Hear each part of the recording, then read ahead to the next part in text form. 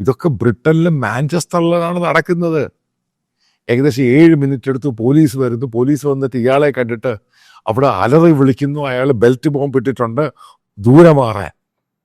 ആലോചിച്ച് നോക്കുക, ഇതൊക്കെ എവിടുന്ന് ഇവർക്ക് കിട്ടുന്ന ഈ ബോംബും പരിപാടിയും ഈ സാധനങ്ങളൊക്കെ എവിടുന്നാണ് കിട്ടുന്നത്?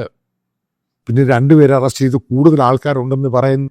മനസ്സിലാക്കേണ്ട ഒരു പ്രധാനപ്പെട്ട പോയിന്റ്, അപ്പം ഇത് ഓർഗനൈസ്ഡ് ആണ് ഈ സംഭവം.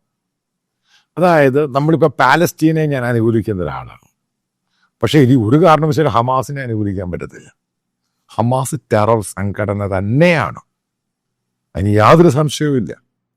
അത് റാഡിക്കൽ ഇസ്ലാം, അതായത് ഇസ്ലാമിക ടെറർ സാധനം തന്നെയാണ്, ഒരു സംശയമില്ലാത്ത കാര്യം. അതുകൊണ്ട് അവരെ നമുക്ക് സപ്പോർട്ട് ചെയ്യാൻ പറ്റത്തില്ല.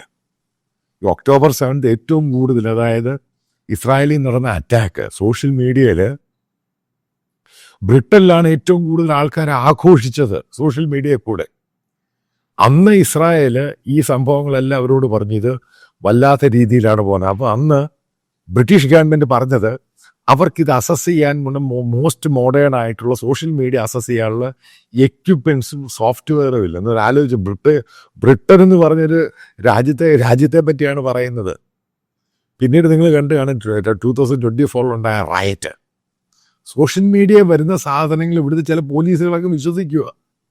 കാരണം അവർക്കിത് വെരിഫൈ ചെയ്യാനും ഫാക്ട് ചെക്ക് ചെയ്യാനും പറ്റുന്നില്ല. പോലീസ് വളരെ ഇനാക്റ്റീവായി. അതിനകത്ത് പറയുന്നത് ആ പോലീസിനകത്ത് പോലും ഇതേപോലെയുള്ള ഹമാസിൻ്റെ സെൻറ്റിമെൻറ്റ്സ് ഉള്ള ആൾക്കാർ വർക്ക് ചെയ്യുന്നുണ്ട്.